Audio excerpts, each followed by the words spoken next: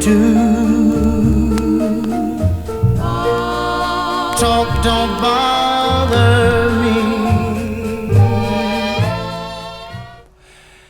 And welcome to Let Them Talk. I'm Paul DiRienzo, and my guest is Chris Flash. Welcome, Chris, to Let Them Talk, and it's so great. This is the first time you've been on the show in all the years you've done it. In this studio. I've been on your other shows on BAI. Oh, yeah, when I did WBAI show, right, absolutely. Well, this is Welcome to TV, and Chris Flash, me and Chris have been friends forever, 1988 at least, right, if not before that. Oh, before, like early 80s, 80, yeah. I think I met you 82. Oh my God, it's been that long. It's hard to believe. And time flies. I know, time flies. Well, you know, we live together in the Lower East Side near Tompkins Square Park, and of course, Chris is working on the 25th anniversary, because it's coming up this August, of the Tompkins Square Park. The Tompkins Square Park Riot, which I love this. This is great here. This is the Shadow newspaper, and here this is the 20th anniversary, right? So this has been 5 years since that, and here's of course, the famous poster of the police officers. Now, I don't know. We might have some folks who don't know, Chris Flash, anything about what happened. You know, it's been a long time. 25 years ago. There's a lot of people out there who weren't even born 25 years ago, or were little kids 25 years ago, right? Absolutely, including our own kids. I know, right? So what do they know about all this stuff? So maybe we should begin, before we talk about all the festivities, and then we're going to play a little bit of tape later on.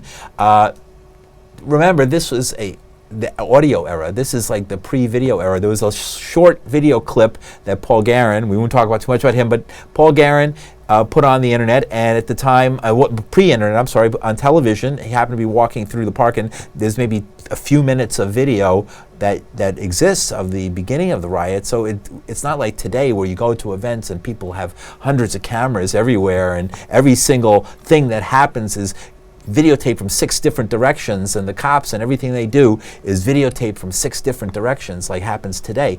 It wasn't like that, like Occupy Wall Street type protests. It was a time when there really was not that much.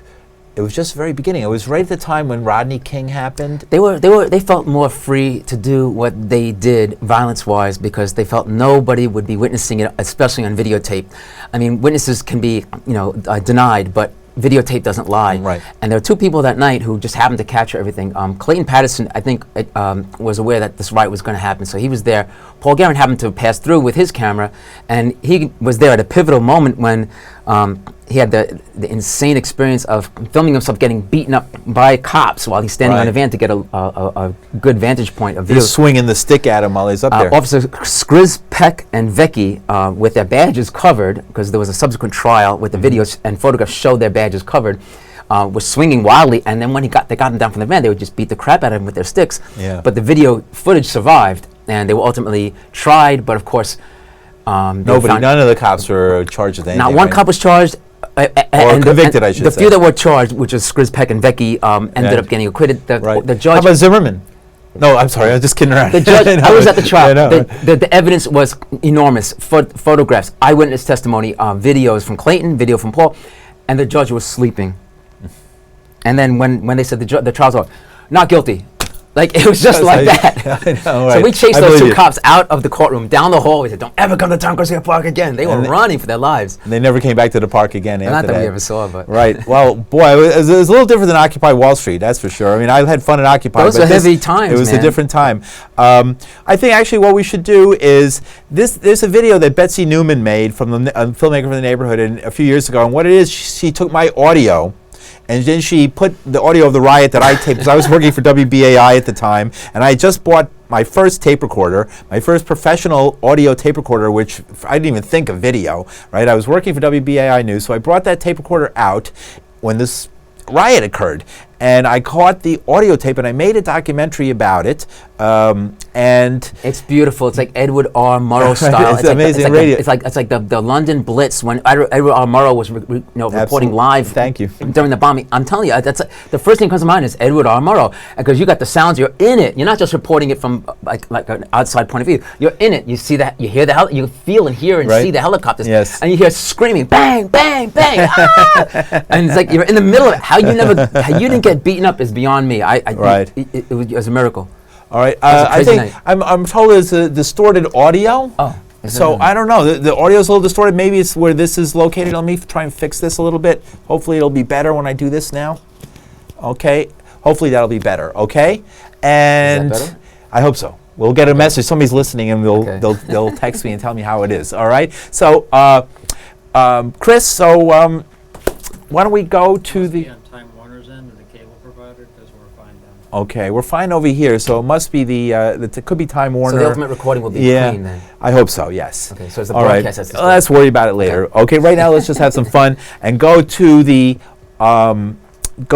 Betsy Newman video, which contains my audio against sort of Tompkins Square Park today. It's sort of interesting contrast. Is it a between the video two. from the 80s or currently? It's like a current video, and here it goes. Let's see it now. Police are charging down Avenue A. They're charging down Avenue A. Full gallop, full gallop. People are heading onto the sidewalks, on both sidewalks, as the police head up Avenue A on horseback. The horses now have turned back and are heading towards Avenue A.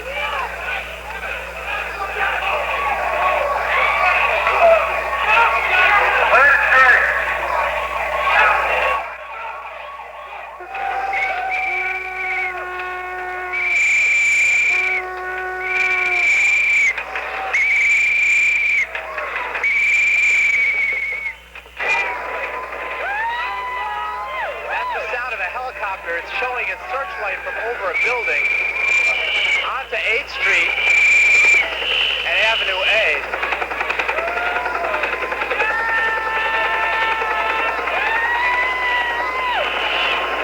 The helicopter is now passing over 8th Street, hovering about 75 feet directly above the crowd.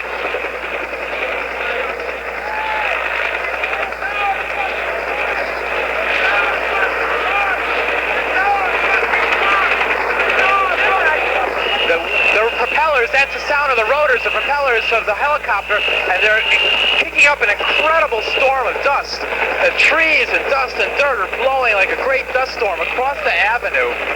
Now there's many more police, a lot of brass, a lot of policemen in white shirts, officers, obviously a lot of gold stars and badges, many police, both in riot helmets and soft helmets, a line of police on horseback, a emergency services unit or a special services unit of the police with two big floodlights illuminating most of Avenue A, and still a crowd of maybe 100 protesters. Here come the police, are now coming across the street. They're coming across the street, they have their clubs out. They're attacking the crowd. They're attacking the crowd. All right, press pass, press pass. We want the park and we want it now! We want the park and we want it now! That's it.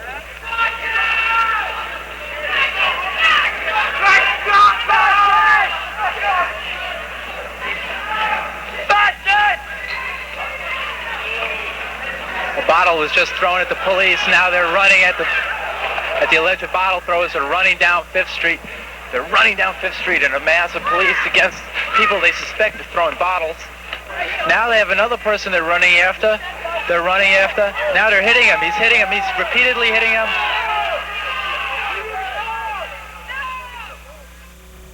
Yes, that's just a bit. It's a 45-minute documentary. Now let's talk about the events, as you can hear this entire video, which will be available at the park. We won't talk about prices or anything like that. It's not, come and you'll listen to it for free. It's on the internet. And hear the whole 45-minute documentary, because the first 20-so minutes of that documentary are the actual sounds of the riot, police riot, I call it itself, and the last 20 minutes are the actual community outrage that occurred in the days and weeks afterwards as this tremendous movement really exploded in the neighborhood. Your CD brings you right back. All the memories come flooding back. Because hearing it right now, I'm just feeling. I'm like reliving parts of it because I was there and it was like when the police helicopter actually came down to literally treetop level. People told me that the furniture was knocked over in their apartments. Well, there's a funny moment when the helicopter came down. All these cops, they had no commanders, no chain of command. Nobody was telling them what to do. They just came randomly from all these different boroughs and they invaded our neighborhood. And they were just beating the crap out of anybody at random. Anybody, anything that moved. But a funny moment, at one point, one commander must have come because they all lined up in a row in formation on Avenue A. The helicopter comes down and all their hats go flying. Now they're like Keystone Cops scattering, running to get their hats. And everyone's going, ha ha ha. It was hysterical. That only got a manner. Of course. I know, but right. that was the point. We I know, we really. didn't be It's polite to them. Yeah, it was. I had never seen anything like it, and I had thought I had seen it all. I had seen the Ku Klux Klan rioting in Washington D.C. I had been down to Mississippi. I had been in Madison, Wisconsin during the anti-war days. I had seen my share of serious rioting, but in Tompkins Square Park was unbelievable. I never saw anything like it. Now, what happened? First of all, let's tell people how they can participate, because we're talking about, this isn't just us reminiscing about the past. There's things that are going on. What's going on? Well, there's a combination of things. One is that we're resurrecting the publication of this newspaper called The Shadow. And The Shadow, there's a little story about how it came to be. I don't know, those letters don't show up over this, do it? Does it? Yeah, it's Okay. fine. Yeah, there it goes. Yeah. You got it. There's a story how it came about. I'll hold it for you. Thank you. In the aftermath, Don't worry about it. In the aftermath of the '88 riot, the mainstream media initially was sympathetic to those of us who had been beaten by the police. As the days went on, the tone in the mainstream media shifted. Now we were the provocateurs, we were the aggressors. To quote, what was the name of that police commissioner? What was his name? Ward. Benjamin Ward. He said we were, quote, kids from Scarsdale provoking the police. Not to mention the fact that most of these cops are from Scarsdale, Westchester, other counties. Yeah. And so at that point we realized they were distorting what really happened, because we were there, we knew what happened, we knew that the reportage was distorted and also eliminating what really happened. Yeah. We recognized the need for the re-emergence of the underground press that had once existed in this neighborhood, our neighborhood on the Lower East Side, in the late 60s to the early 70s. Among them, newspapers called Other Voices, the East Village Other, Street Scenes, I think it was called, and then The Rat, which is what The Shadow was really the Rat, modeled after. the Lower East Side newspaper. The Rat was the more radical of all of those underground papers, and we modeled ourselves after The Rat. So where they came out with glaring headlines, we came out with glaring headlines as to what was really going on. Because after the '88 riot, lots of other mini riots and skirmishes and confrontations with the police and city officials took place. And thanks to people like you, highly investigative journalists like yourself, we were able to find out the causes of the riot. What was really behind it? It wasn't about cops coming in to beat the crap out of people, which they enjoyed doing, obviously. It was more about secret meetings outside of the public's view. A handful of people on the community board getting the police to agree to enforce a non-existent curfew. When the council person who opposed the curfew was on vacation. All very convenient. Right. And actually, the person who took over, the deceased Antonio Pagan, who represented the conservative forces in the neighborhood, was actually operating with the police behind the back of the city council. Well, he wasn't a city council member at the time. It was Miriam No, Friedlander. Right, he was on the board. He was on the community board. He was on the community board, and he had been appointed by David Dinkins, who had been the borough president at the time. And then when Dinkins became mayor, I think he backed Pagan's run for city council. Right. All these secret deals. All the landlords and investors, the people who are destroying the neighborhood right now as we speak, knocking down Mary Help of Christians, knocking down low-income housing left and right, threatening, as I was just heard today, to build luxury housing in place of the housing projects on Avenue D. All these kind of things that are in the works today to destroy our neighborhood and to turn into a yuppie ghetto, basically, started with the Tompkins Square Park riot and with Antonio Pagan and his group of landlords and investors. And what they did was work with the police behind the backs of the community to do something that really shouldn't have been allowed without proper community input. And the result was 3 years of tent city in Tompkins Square Park. On the surface, it was the enforcement of a curfew. Behind the scenes, it was just as you said. There was an overall larger plan to facilitate gentrification over the next few years, and we, the forces of the neighbors on the Lower East Side, and they, the forces of evil, using the police to back a gentrification plan, inevitably clashed multiple times between 1988 and 1992. 1991, I think it was, right? When the park was finally closed.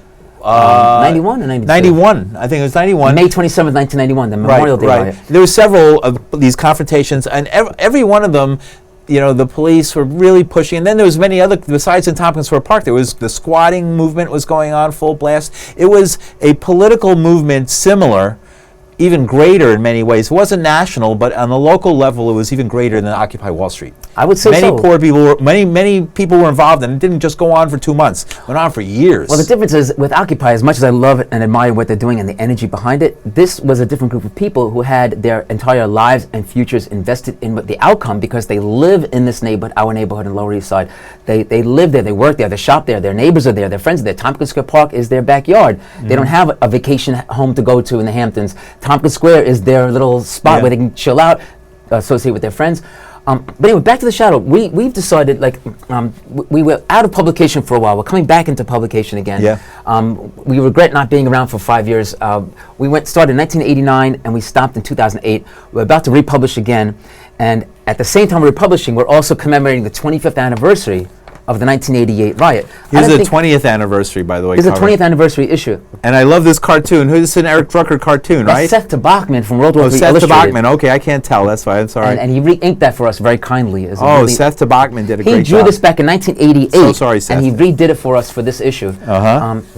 And each issue, we've tried to include as much investigative journalism as possible, as deeply researched articles as possible, from an anarchistic point of view, because we're not going to pretend, we love the system, and we're not going to pretend we love the mainstream, But here's some great photos, by the way. accurate. These are photos from the Tompkins Square Park riot at the time, the night of rage. Here's Paul Guerin getting beaten up by Vecchi, Officer Vecchi.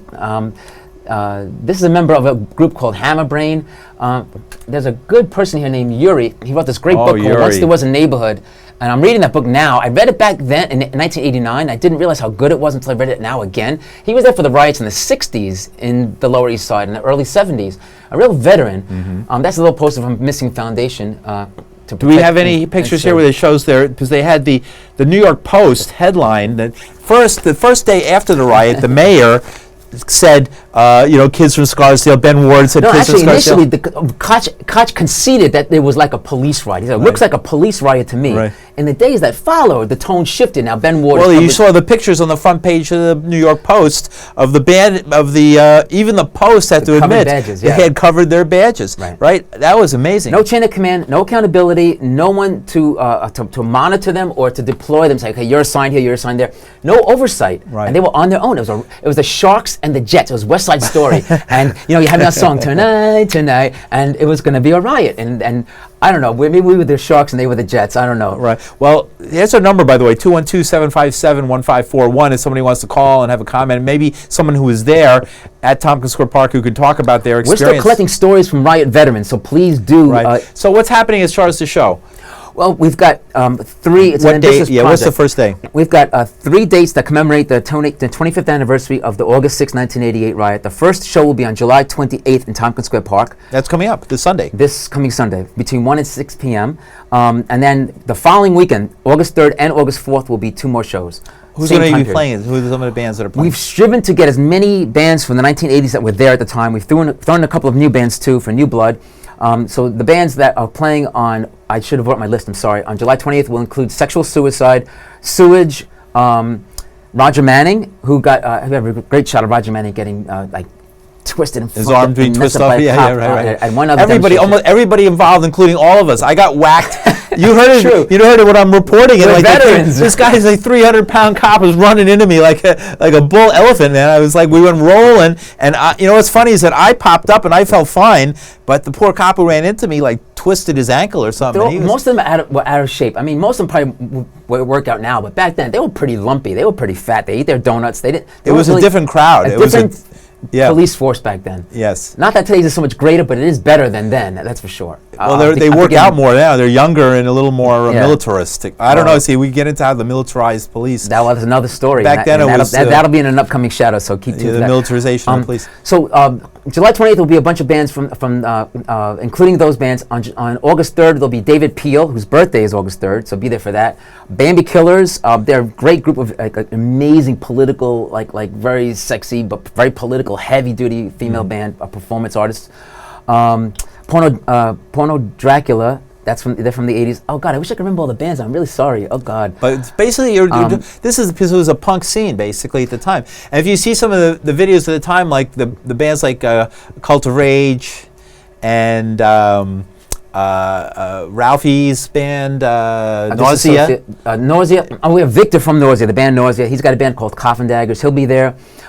Basically, come to all 3 shows. There'll be a lot of 80s bands. It's a real punk show. If you're Yeah, around 80s back punk then, scene, right? the most amazing thing is they're still performing after 25 years. In fact, they were performing before the riot. So they're still. It's going on 30 years. These guys are performing. Are still people still like pogoing and not breaking their legs? They've got young followers. They got old timers. It's a really cool mixed crowd. It's really beautiful. Slam dancing, pogoing, jump stage diving. It's still alive in Tompkins Square Park. Come down and see it. Because that was the era at the time when this all happened. We were at the height of the of that world of the slam dancing and the pogoing and the homeless. Of course, I mean we talk about we're talking about the police brutality and the cultural attempt to stamp out the culture. But Tompkins Square Park became the tent city, and many people hate that tent city. But in a lot of ways, that tent city brought to the attention of the world the massive homeless problem that existed in New York City at that time, which people had totally tried to ignore. But Tompkins Square Park put homelessness on the map for the whole country, the whole world, and forced the city of New York, which tried to ignore these people,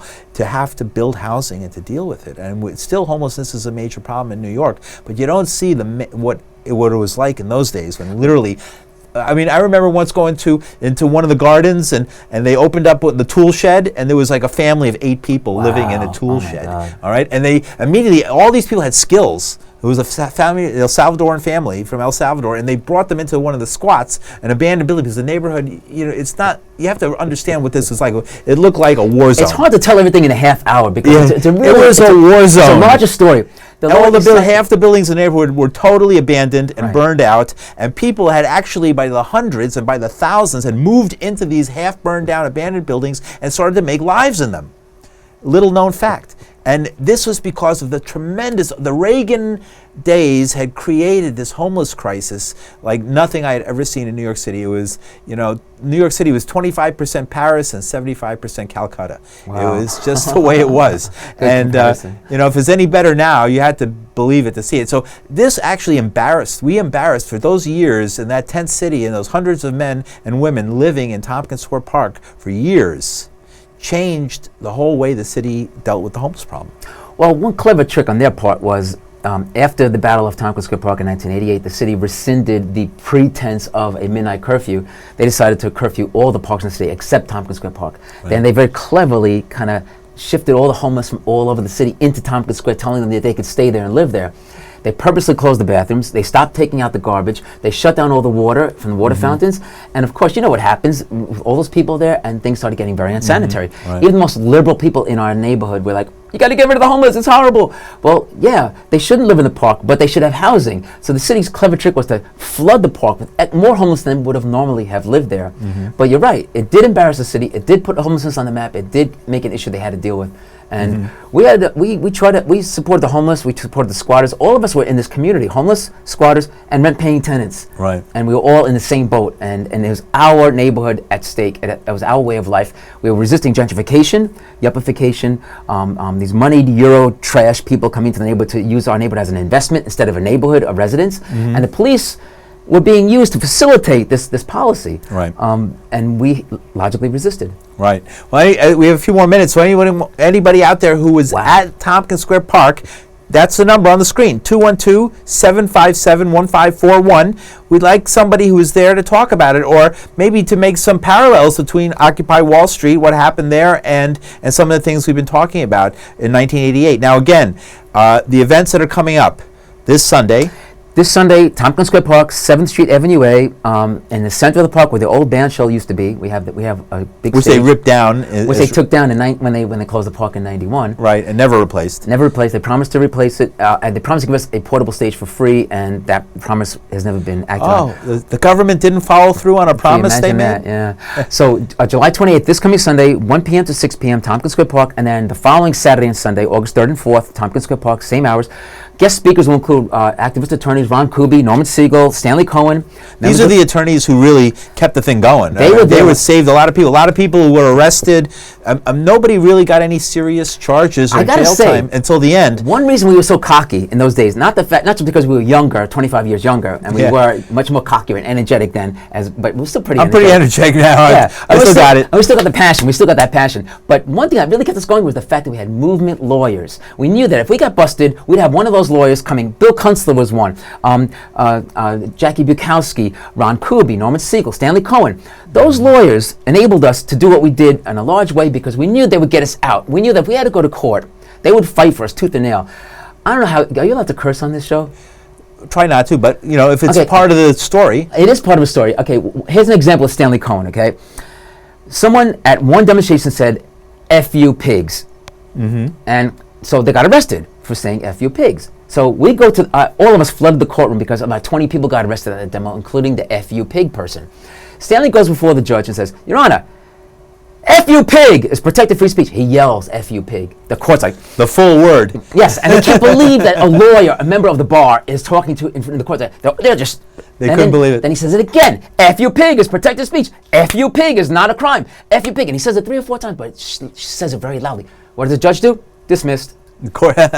Only Stanley would do that. Ron Kuby would take these cases that were really hard to handle. Norman Siegel would help behind the scenes and make sure, Right. So all these lawyers, the movement lawyers, played really major He roles. gave us respectability. Norman Siegel would, he a normalist, we call him. He would get up and be able to give that speech that could be filmed and really, make us maybe look a little less ragged than we were. I would say a large part of what we did was facilitated by the fact that we had legal representation without having to worry about money and worry about being tied up in court. I wouldn't try and do what happened in Tompkins Square Park anywhere else in America but New York City. Yeah, as a major component of successful political organizing, you must have movement lawyers that are committed to defending you before, during, and after your event. And we were very fortunate to have those people, great, decent people who are still politically active today and still representing people today on our side, covering us. And they'll be at the shows, they'll be speaking, they have very relevant things to say, and there'll be other speakers and performers as well.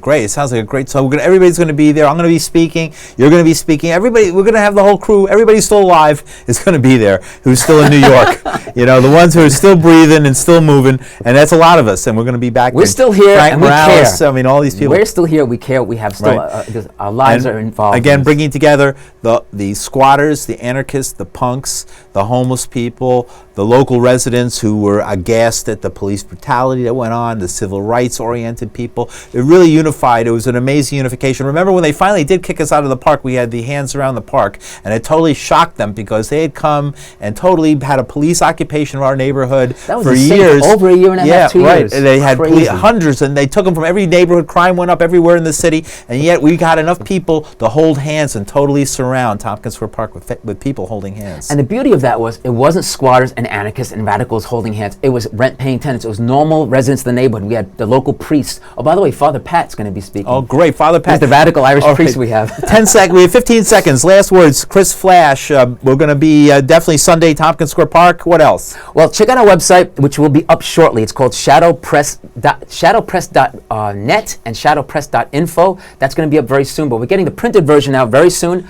By the time of the August 3rd show, we'll have the printed version out. It'll be our 54th issue. 5 years of a hiatus, unfortunately, but we'll be coming out regularly after this. All right, great. Thanks, Chris Flash. Thank you. See you next week. Paul, they're the greatest. That's it. We went over a little bit, actually, but in the end, but it's all right, it'll go on the video. Cool. Cool.